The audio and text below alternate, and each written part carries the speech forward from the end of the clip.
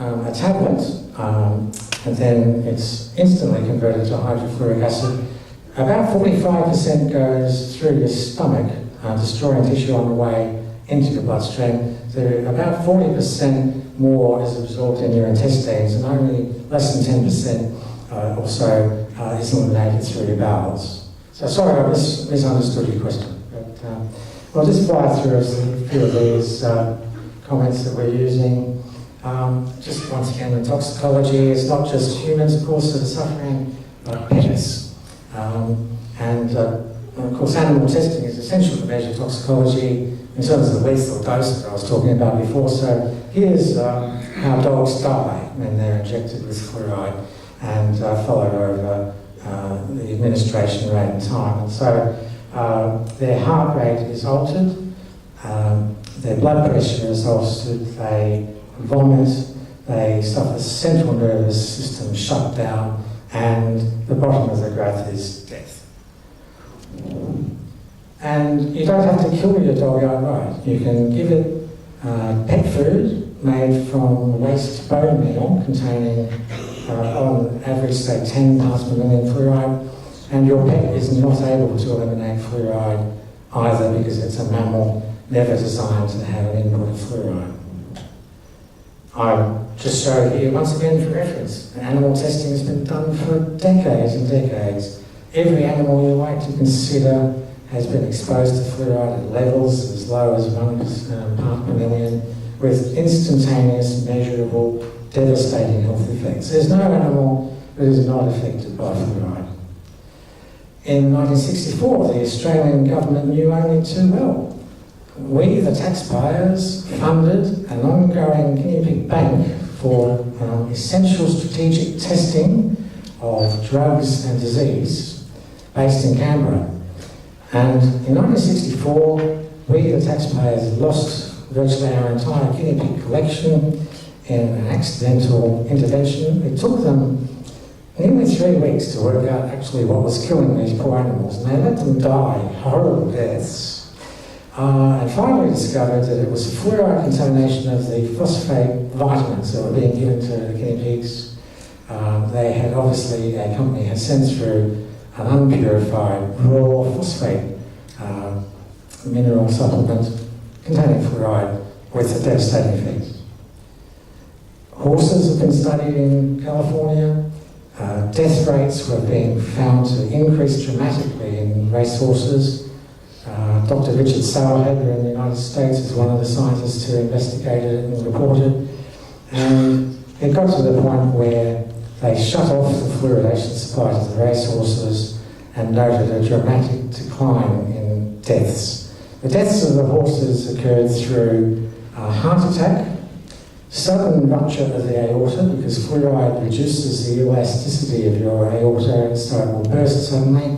An average human dies 30 seconds after their aorta ruptures due to fluoride intoxication. Same with the horse. The other reason that there were so many racehorse deaths was that the fluoride was damaging the muscles and tendons of these racehorses, and so they were physically breaking down. They would fall, crackling, and have to be shot.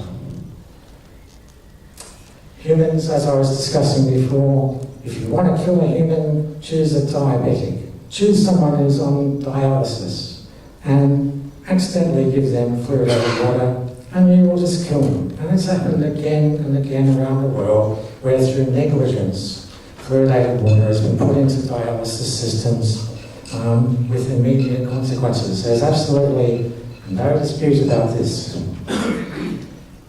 We don't have time probably now to go on, but you can look at how Townsville people were used as human guinea pigs, and the fluoridation experiment that started in 1964.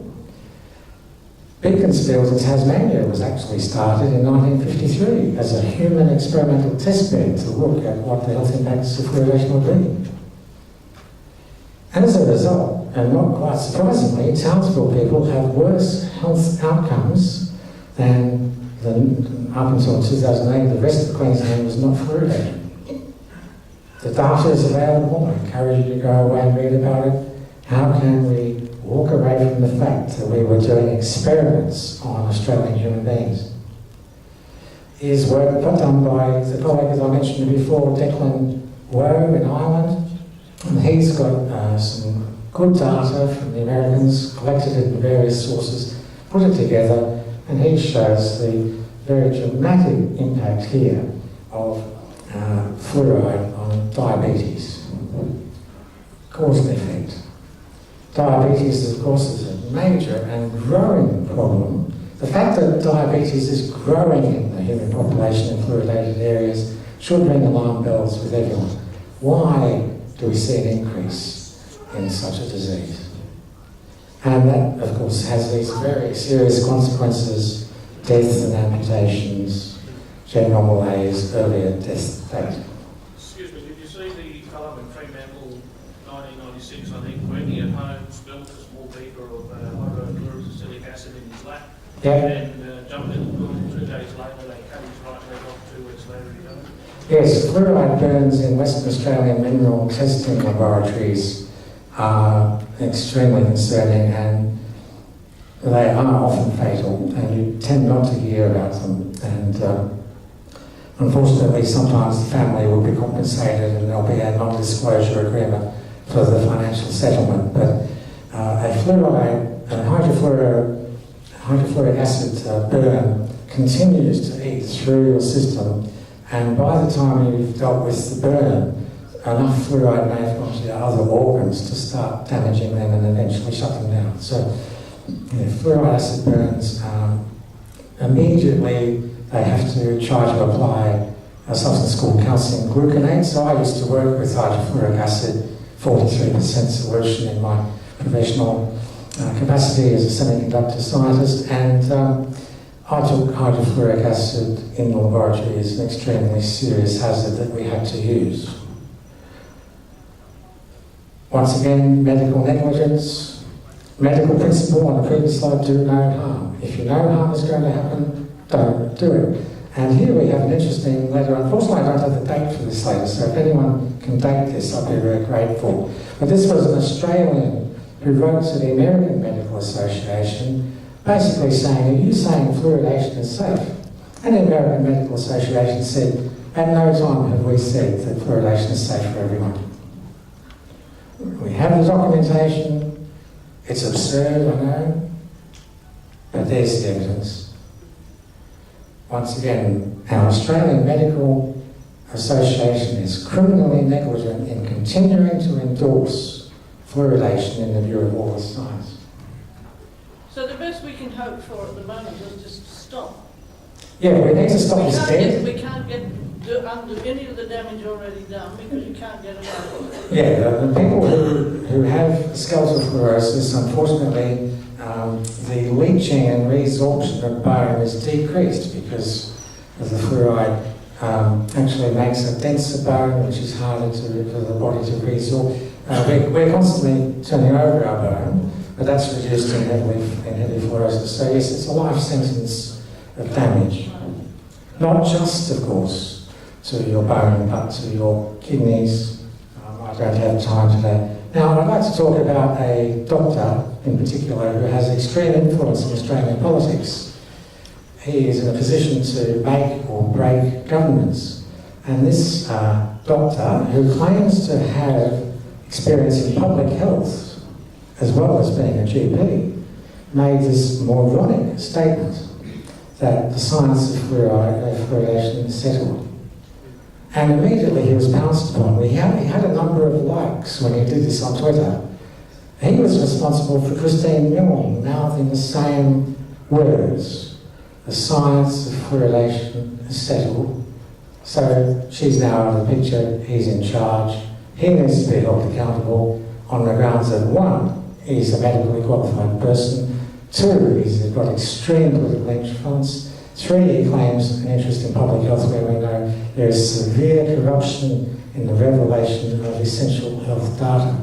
This man has to be held to account, and this man has actually driven a wedge through his entire party. The Greens, to give them credit, fall into 2 camps. There's the Dumbos that follow the leader, and then there's the educated Greens who say, hang on a minute, you're wrong. Fluoride is a fundamental systemic poison, and you, the leader of the Greens, have got it wrong. He maintains staff. I've tried to contact him. He has minders that will not allow me to communicate with him on this issue. Now, compare him with a Nobel Prize winner in the field of medicine. Here we have Dr. Arvid Carlson, who is actually a pharmacologist, not just a medical professional. A Nobel Prize winner, one of all humanity's greatest elite, intelligent medicos, and he says that fluoridation is basically a disgrace. How dare you? These countries are fluoridating. How dare you maintain this practice? And he was responsible for Sweden banning fluoride in 1970, for goodness sake. Why aren't we listening to a man with real, rather than claimed, medical authority? Oh, let's repeat the figure. I do have data on heart damage. It's now absolutely clear. I've got a review on heart and cardiovascular damage done by fluoride. The mechanisms are well known. It causes inflammation, it causes reactive oxygen species, it causes precipitation of calcification in your arteries. When people say you've got hardened arteries, what they're saying is that you've got hydroxyapatite in your arteries. Once again, we have the data to support the claim. Massive increases were observed in America in the very early days, in the 1950s, immediately in the years following fluoridation of communities. We had increases of 74% heart incidence and 50% increase in stroke. Fully verifiable, fully measured, fully reported at the time, and yet the power of the polluting industry to sweep this under the counter so we're lining up.